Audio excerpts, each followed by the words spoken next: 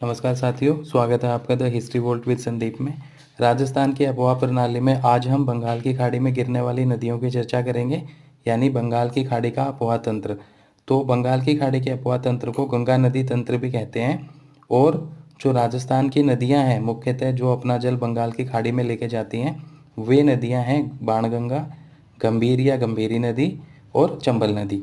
तो ये तीनों नदियाँ यमुना नदी में मिल जाती हैं और फिर यमुना नदी जो है वो गंगा नदी में मिल जाती है और गंगा अपना पानी बंगाल की खाड़ी में छोड़ती है। इसलिए हम इस पूरे के पूरे तंत्र को गंगा नदी तंत्र के नाम से भी जानते हैं।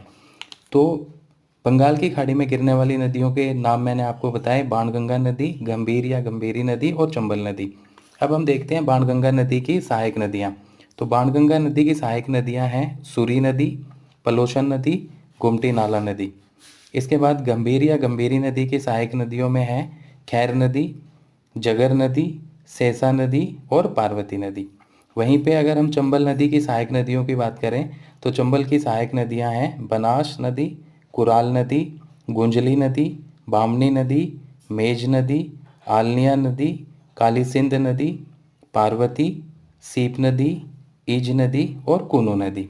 तो ये मुख्यतः इन तीनों अहम नदियों की सहायक नदियाँ भी हैं। तो ये हमें याद रखना है। धन्यवाद।